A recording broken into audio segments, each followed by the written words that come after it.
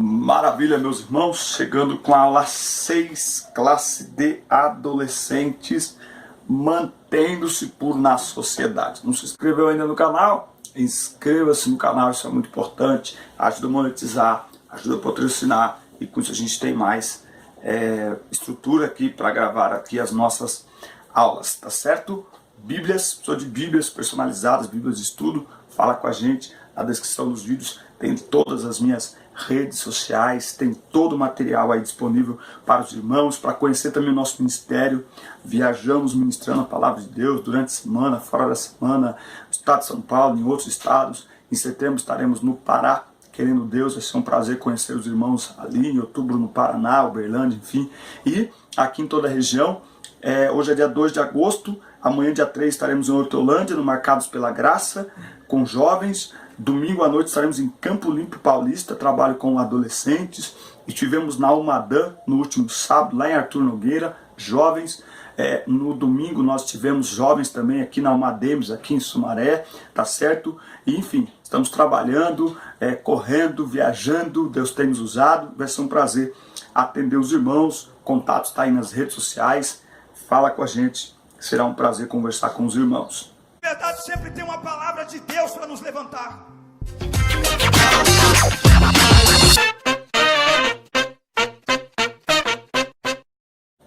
Aula 6, classe de juvenis, mantendo-se puro na sociedade. O texto base para esta lição está em Efésios capítulo 5, versículo 3. Vocês fazem parte do povo de Deus, portanto, qualquer tipo de imoralidade sexual, indecência ou cobiça não pode ser nem mesmo assunto de conversa entre vocês, tá? Então não pode ser nem mesmo assunto de conversa entre vocês. Tem um livro que ele indica aqui que é A Verdade Nua e Crua. Eu devo ter esse livro aqui em algum lugar. Essa questão de sexualidade é um assunto que a gente fala com muita naturalidade para jovens, para adolescentes, até para casais. A gente tem ministrado diversas palestras nessa área, tá certo? Estamos à disposição dos irmãos. Muito bem. Por que Deus criou o sexo? Foi Deus que criou o sexo? Foi Deus que criou o sexo. Tem gente que acha que não. Oh. Bom, olha só. A palavra sexo recebe 338 milhões de acessos no Google por mês. São mais de 4 bilhões de acessos por ano. É uma das 5 palavras mais acessadas no Google. Pode ser que você acredite que não deveríamos tratar a respeito desse assunto na escola dominical. Só que é um tema bíblico, embora seja algo complicado de falar, de estudar, o que pode nos deixar bastante envergonhados. Aliás, é por isso que a gente não fala. Na realidade, esse é um assunto tão natural quanto qualquer outro assunto.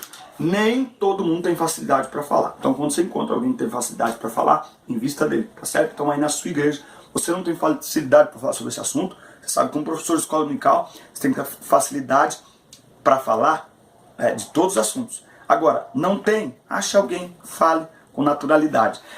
O fato de não falar sobre esse assunto não significa que problemas não existam, certo? A gente muitas vezes se cala em relação a determinados temas, mas não adianta se calar. É preciso falar, é um tema bíblico, foi Deus que criou o ser humano e os criou, entre outras coisas, com uma vida sexual, com uma prática sexual, tá certo? Agora, isso é para o casal, isso é para o casamento. Se levarmos em conta que adolescentes são os que mais consomem conteúdo virtual, entenderemos que eles estão procurando respostas, porém, na maioria das vezes, no lugar errado. Então, o professor precisa dominar o assunto para se sentir confortável para abordar de maneira tranquila, aberta e digna, sem timidez ou receio, tá? Deixem eles fazerem qualquer pergunta que eles queiram. A maneira como eles perguntam revela muito a maneira como eles pensam, tá? E aí eu tenho um material em PDF que você pode baixar aí. Sexo seguro, Deus criou e chamou de casamento. Outra coisa, a camisinha não te protege da culpa, da vergonha, do medo, da insegurança, da carência, da traição, da baixa autoestima, da humilhação, do abuso, da indignidade, da solução. Sexo tem hora, não há prazer maior do que obedecer à vontade de Deus. Então, Deus criou o sexo. Por quê? Ele criou o homem como um todo, inclusive a nossa sexualidade. E tudo que ele criou é bom. Então, o sexo é bom. É uma bênção de Deus e essencial para o projeto de Deus chamado família. Por quê? Porque no projeto de Deus tem procriação, perpetuação da espécie. Gênesis 1:28. Cresçam, encham a terra. Tem gente que enche a terra sozinho, mas enfim. Unidade, companheirismo. Gênesis 2:24. E deixará o varão o homem, seu pai e sua mãe, e unir-se-á a sua mulher, e serão os dois uma só carne. Então, unidade, companheirismo, tá? Divertimento, prazer, Provérbios 5:18-19. Sim, o sexo deve ser prazeroso, tá certo? A tática do inimigo é fazer com que nossa sexualidade seja doentia, para distorcer tudo que a palavra de Deus estabelece como bênção, destruindo valores e princípios fundamentais para o perfeito funcionamento da família, tá? Então é muito importante isso, que ao falar da sexualidade, a gente não fale de uma maneira que destrua a natureza que Deus criou, tá certo? Então, por exemplo, nós temos um instinto para o sexo, um instinto natural. Então, sentir o desejo, sentir a atração em si não é ruim, não é pecado, não é errado. O errado é não se controlar. O errado é baratear algo que Deus criou perfeito e belo.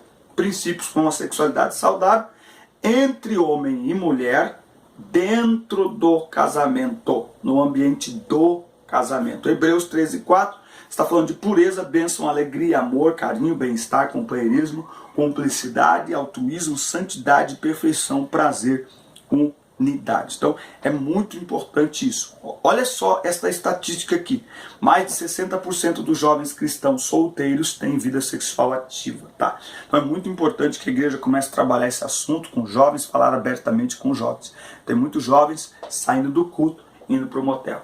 Tem muitos pais que incentivam seus filhos cristãos a terem uma vida sexual ativa no quarto ao lado, trazer a namorada para casa. Temos que tomar cuidado com isso. É verdade que a sociedade trata como casamento ou união estável esse relacionamento entre pessoas, independente delas terem um casamento em cartório ou não. Mas nós seguimos a palavra de Deus e entendemos pela palavra de Deus que a prática sexual é para casados, para o ambiente do casamento. Muito bem. Um plano oposto ao plano de Deus, tá? Ao nascer fomos dotados de instintos, tendência natural específicos, sem os quais nossa sobrevivência seria impossível. O impulso sexual caracteriza o instinto de preservação da espécie. Depois da queda no jardim do Éden, o homem pecador passou a deturpar este impulso divino, gerando as muitas aberrações que sabemos existir hoje. Mesmo assim, isso não invalida a intenção de Deus de abençoar o homem e perpetuar a espécie através da sexualidade sadia para o casal. Não nascemos para o sexo, nem vivemos para isso. O sexo não é o motor, o núcleo da nossa existência.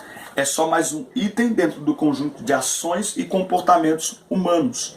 O mundo, as pessoas que não têm a Bíblia como regra de fé e prática, avaliam o sexo na perspectiva humana e egoísta, onde o ato sexual é praticado para o próprio prazer, sempre pensando em si mesmo, mesmo que isso machuque o outro, violente o outro, tá? Há uma diferença entre carinho e carícia. Carinho quer promover o prazer do outro, o bem-estar do outro.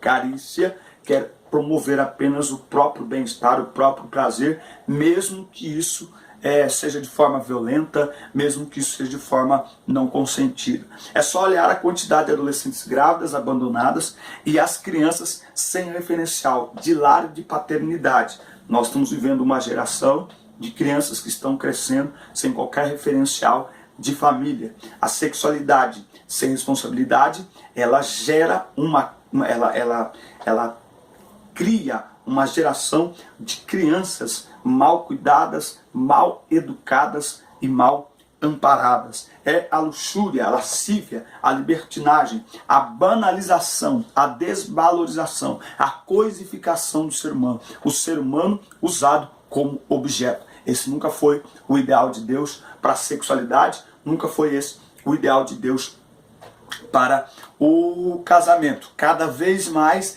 nós vemos uma erotização infantil nas roupas, nos programas de TV, e é muito importante que nós fiquemos atentos ao que a palavra de Deus ensina sobre este e tantos outros assuntos, para que nós possamos preservar a nossa vida, a nossa fé e a nossa sexualidade. As mentiras da mídia. A mídia, e em especial muitos dos filmes que são produzidos em Hollywood, ajudam a propagar muitas mentiras em relação à sua sexualidade. Em muitos desses filmes, em geral, seus autores dizem que todo jovem faz sexo antes do casamento, que você não tem como se controlar, ou se utilizar preservativo não tem problemas. Esse é um discurso falido que engana somente os bobos.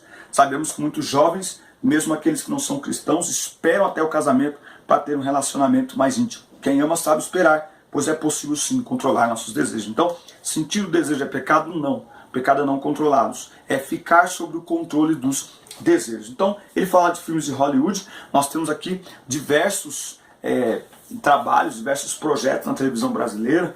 Tem um programa que passa na TV Globo chamado Amor e Sexo. Eu não assisto, mas às vezes estamos assistindo um jornal e passa o comercial desse programa. Só pelo comercial a gente já sabe que é uma porcaria que não deve ser assistido. E muito interessante também é que sexualidade sadia muitas vezes é aprendido com os pais, não vendo os pais fazer. Você sabe que a sexualidade não é o ato em si. Sexualidade envolve o dia a dia, a forma como nós nos tratamos um ao outro, conversamos um com o outro, cuidamos um do outro. Então os filhos estão olhando isso para nós. O verdadeiro confronto à ideologia de gênero não é falar contra a ideologia de gênero, é termos uma sexualidade, uma heterossexualidade saudável, sadia. Os nossos alunos, os nossos filhos olham para nós e veem que esse é um bom exemplo a ser seguido.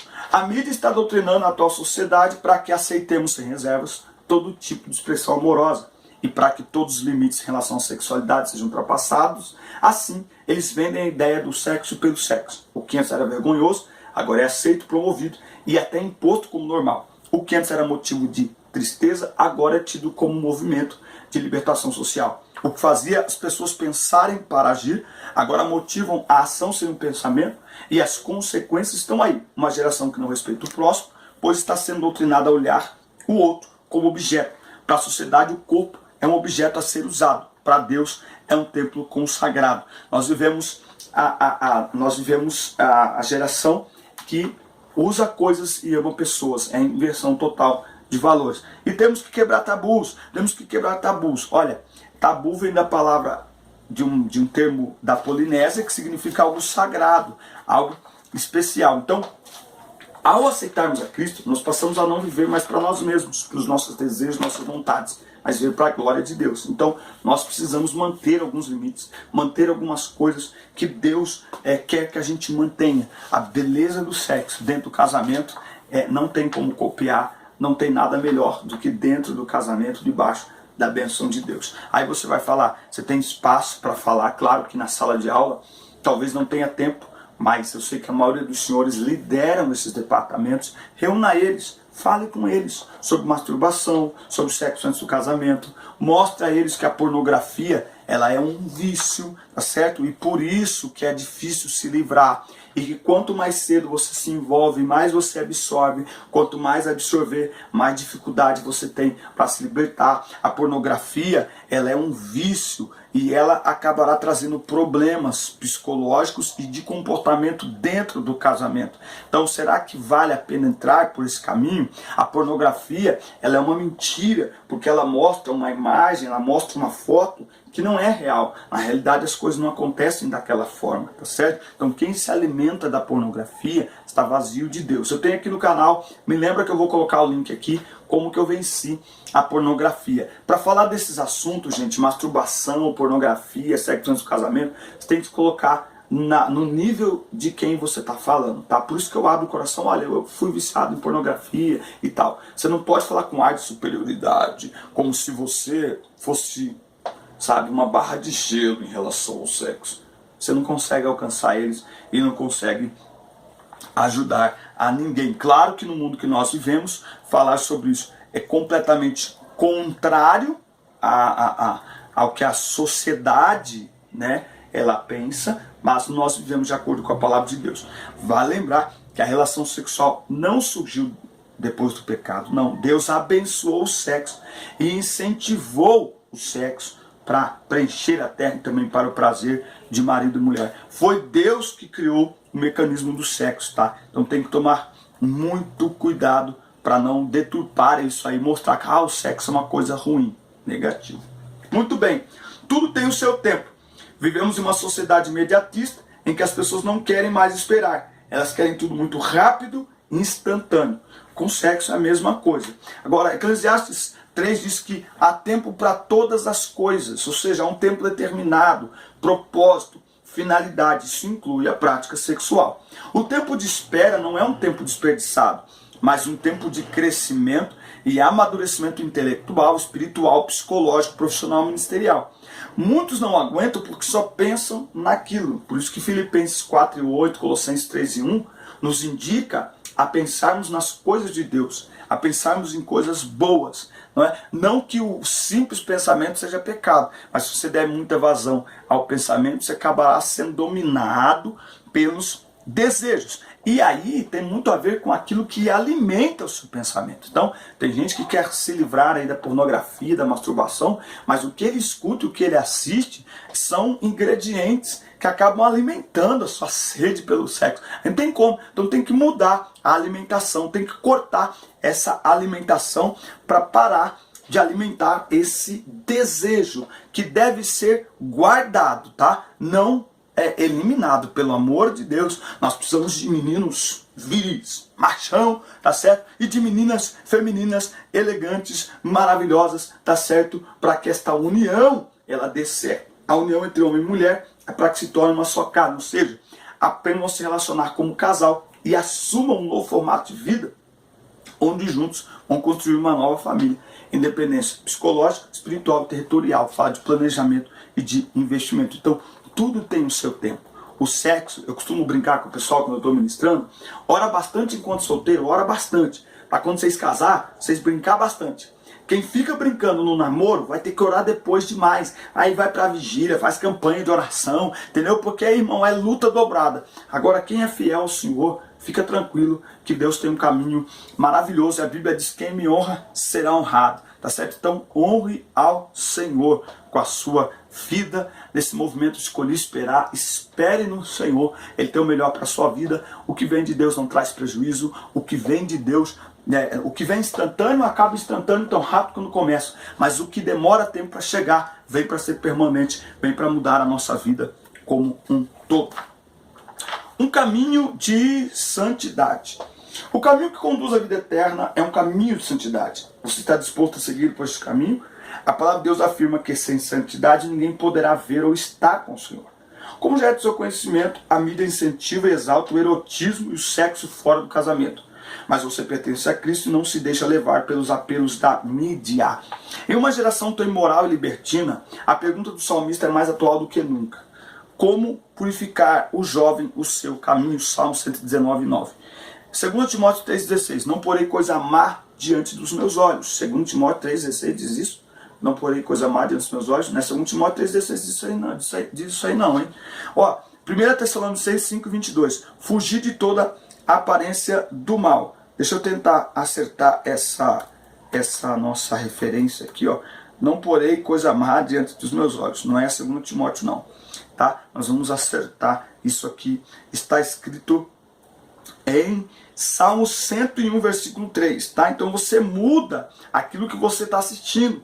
Você muda aquilo que você está assistindo. Fugir de toda aparência do mal. Então não é apenas fugir de um filme pornográfico. Às vezes um filme que não é pornográfico, mas tem uma cena lá no meio que não dá. Então ou você não assiste o filme, ou se tiver maturidade, pula a cena.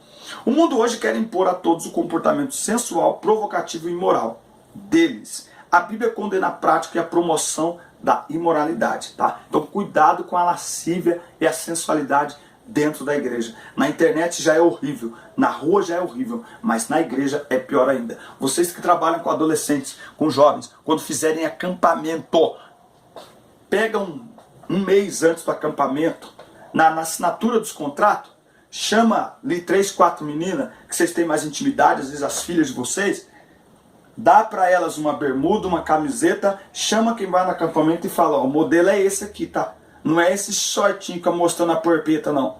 O modelo é isso aí, é bermudinha, não é shortinho não, porque não adianta nada. O acampamento é da igreja, então quem vai tem que vigiar, tem que tomar conta disso aí. Os meninos é a mesma coisa, não é shortinho não, é bermuda, tá certo? É bermuda, tá? Então tem que ter todo esse cuidado quando se vai. Por quê? Porque a Bíblia condena a prática da sensualidade, a prática de despertar desejo no outro, que não pode ser, sabe, alimentado naquele momento. Então, Deus olha coração, significa intenção, motivação, propósito.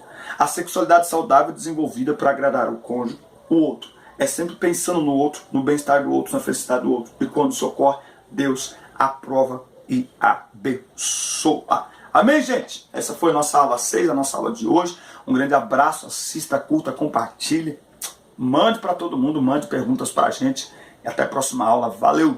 Deus abençoe. Amigo bom sabe como te levar até onde Jesus está. Namorado bom é aquele que te leva para Jesus, não que te afasta dele. Pode ser bonito, pode ser cheiroso, mas namorado bom, namorada boa é aquela que te leva até Jesus.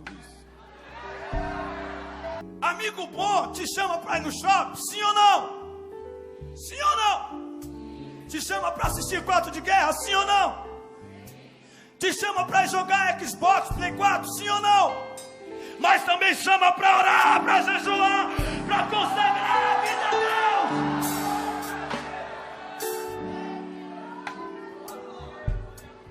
Amigo de verdade nos carrega quando não conseguimos caminhar. Amigo de verdade sempre tem uma palavra de Deus para nos levantar.